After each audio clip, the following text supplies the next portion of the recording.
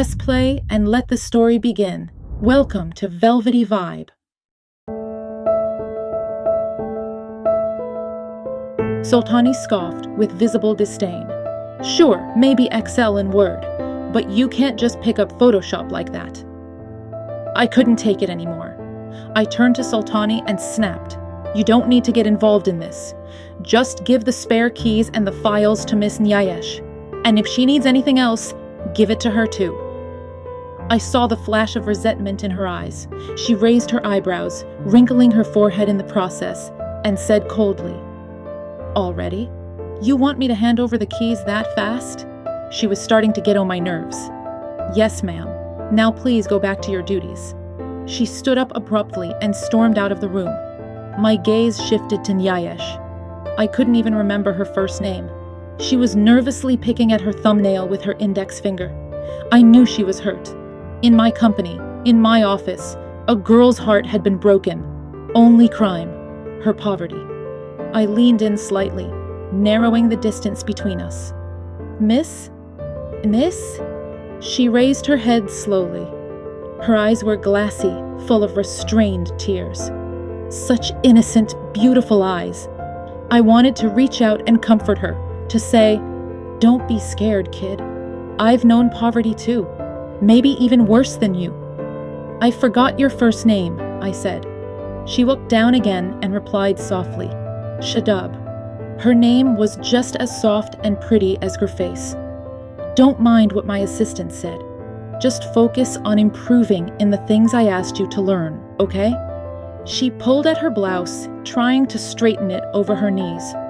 "Tabassom, my friend who you asked to find you an assistant, she didn't say anything about knowing Photoshop or Excel. She told me it was just phone calls and typing." So her friend had hidden the real expectations from her?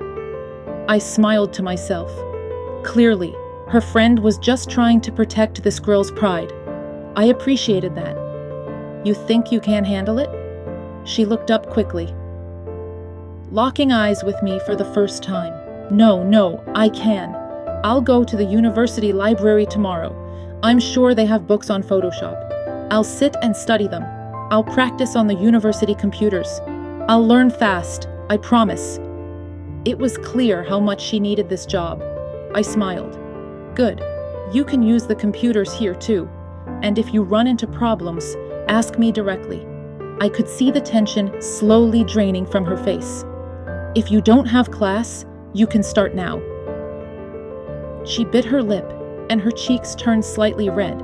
I remembered her worn-out shoes and regretted what I'd said. Maybe she wanted to buy new ones with her first paycheck. I stood up. "Only if you want to. It's not mandatory." She rose quietly and stood in front of me with grace. "Actually, I was going to take my sister to the doctor. She has a bad toothache, needs surgery. So that's why she had come in early. She needed her pay." "All right, go to accounting and collect your payment. Come back in the evening." She didn't even look at me. "Thank you. I hope I can prove myself worthy of your trust." I nearly laughed. A kid saying something so formal. "Good, you can go now." She murmured a soft goodbye and walked out. I watched her leave, no flirtation, no theatrics. Her steps were short but firm. Shadab. As I stepped out of the room, my body was still trembling. This time, not from being near Diako, but from the humiliation they'd so ruthlessly thrown at me. I really didn't have the strength to face Sultani again. But I had no choice. Swallowing my pain, I slowly approached her. She was on the phone, giggling quietly. I stood by her desk. "Excuse me," I said softly. She didn't even glance at me. My heart ached. I shifted from foot to foot. "Excuse me," I repeated. She was ignoring me on purpose. But why? Why the cruelty? I raised my voice just a bit. "Excuse me, ma'am." She finally turned with a scowl and snapped, "Can't you see I'm on the phone?" Instinctively, I stepped back. How could I make her understand that my little sister was in pain and waiting for me? I don't know how long I stood there. 10 minutes, 20, Half an hour? Finally, she ended her call and without even acknowledging me, turned to her computer and started typing. I glanced at the wall clock in the corner of the room and said, "Ma'am, I'm really in a hurry. I need to go. Could you please give me the keys?" Still not turning around, she muttered, "They're over there. Just take them." He couldn't have said that earlier and saved me all this waiting. If it weren't for Shadi, if it weren't for my mother. I picked up the keys, muttered a faint thank you, and turned toward the exit without saying goodbye. "Wait a second," she suddenly said. I couldn't. I was about to burst. Still, I turned and waited. "Give me your mobile number so I can reach you when needed." I took a deep breath and replied, "I don't have a phone." The smug smirk on her overdone face made her look even more artificial. "Figured as much," she sneered. Rage bubbled inside me. She stood up and leaned against her desk, just inches away. My eyes froze on her shoes. "Listen, sweetheart," she said coldly. "Girls like you come and go around here all the time. Most don't even last 2 days. Don't think just because Mr. Hatami felt sorry for you and gave you a job, everything's set. If you overstep, you answer to me. After Mr. Hatami, I'm the second in command here, and unlike him, I don't fall for the innocent little girl act." She leaned in closer. "I know your type. The second you lay eyes on a young, good-looking guy like Mr. Hatami, you sharpen your claws. But let me make one thing very clear. I'm here to protect this company's interests. One wrong move, and you're gone. Got it? It's better for you to just keep your head down and do your job. You understand what I'm saying, right?" I could feel the usual tremble in my knees getting worse. God, if I didn't need that money, today of all days, if I wasn't so desperate for this job, if Shadi weren't sitting there waiting for me with hope in her eyes, if my mother hadn't finally found a buyer for the house, if. Without saying a word, I walked out of the office and headed to accounting. My eyes were burning. I took the money and rushed out of the building, running as fast as I could. No direction. No purpose. Just running. I didn't care about the curious, confused stares of people around me. I just kept running until my worn-out shoes screamed in protest and forced me to stop. I bent forward, hands on my knees, gasping for breath. And then, just like that, the tears came, hot and fast. I wanted nothing more than to find a corner somewhere and cry my heart out. But Shadi was waiting. Her toothache was unbearable, and I was the only one who could help. With aching legs and tears pouring down my face, I got on the bus. I leaned my head against the pole and shut my eyes. Today had completely broken me, shattered me in front of the man I was hopelessly in love with. They'd crushed me, shattered my pride, trampled my dignity. For nothing. No crime, no mistake. Just because my shoes were worn out. Just because my clothes weren't trendy. Because I didn't wear makeup. Because I didn't drive a car or even take a cab. That was my sin.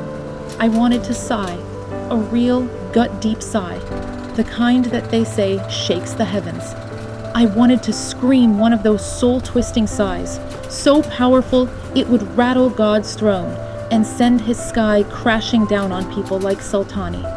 But my mother had forbidden it. She always said those kinds of curses, that bitterness, would only blacken our hearts, that we didn't need to cry out for justice. God is watching. He already knows. The bus jolted to a stop, and I swallowed the sigh rising in my chest. I got off and hurried to the shoe store. The pink loafers in the window were gone, but the green sneakers were still there. I took out the cash and carefully counted it. Then I glanced at the green shoes again, and down at my own peeling pair. I wiggled my toes. Yeah, these shoes could survive another month. They had to. Dunyar. Smoke, dust, screams, blood, the non-stop howling, the fire, wild, hungry, consuming everything, the cramped, suffocating space I was trapped in. With that one tiny crack of light, and then I heard it again.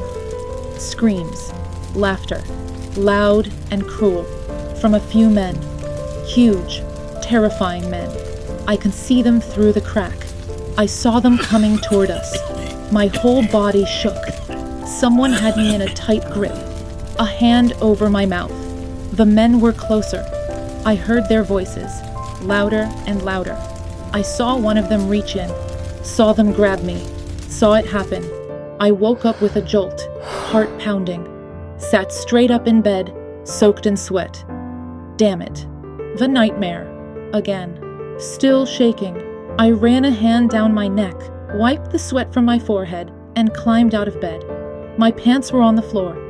I pulled them on and went to the mini fridge in the corner, grabbed a bottle of water, twisted the cap off, and drank greedily. Water trickled down my chin, cooling my overheated skin. I wiped my mouth with the back of my hand, grabbed my lighter and cigarette, lit up, and sank back onto the bed. Propped my head on my left hand, brought the cigarette to my lips with my right, and took a deep drag. "Danny?" I didn't answer. In the dark, I saw her rise from the couch and wrap the black robe around her thin frame. "Danny, baby," she whispered. Another long drag. "Bad dream again, sweetheart?" She sat beside me. I looked at her beautiful face, snubbed out the cigarette, and said, "What are you still doing here?" Her confused eyes searched mine. "I told you to leave, didn't I?" I saw her swallow back the lump in her throat, heard the heartbreak behind her silence. I stood up and walked to the window. One more week. Just one more week and I'd be done with this godforsaken desert. Back to Tehran. But until then, how was I supposed to deal with this clinger? "Why are you so cruel, Danyar?" she asked softly. I spun around, anger flaring. "First of all, I've told you 1,000 times, my name is Danyar, not Danny. Second, this was the deal from the start." I jabbed a finger at my chest. "I don't like anyone sleeping next to me." She whimpered. "But I was on the couch." I tried to keep from yelling. "Yeah, but you were in my room. You said you'd leave once you fell asleep. That's the only reason I let you stay. So tell me, why are you still here?" She came closer, voice trembling. "I just wanted to know what it feels like, to spend one night next to you." Disgust twisted my face. "I know you don't understand this stuff," she said, "but I love you." And with that, she broke down in sobs, covering her face. Her crying grated on my nerves. I opened the window, letting the desert air cool my head. "Enough. That's enough. Get dressed and go back to your room, unless you want the whole camp knowing what's going on." She dragged her slippers on the floor as she moved. I could hear her fumbling with her clothes. The cold air sharpened my focus. I turned. She was undoing the belt of her robe and tossing it aside. Her shoulders shook with every sob. The breeze played with her hair. I grabbed my phone from the bedside table. It was 3 in the morning, still at least 2 hours before camp woke up. I walked up to her, took the shirt from her hands, and slipped my arms around her waist from behind, pressed my face into the curve of her neck, inhaled her soft scent.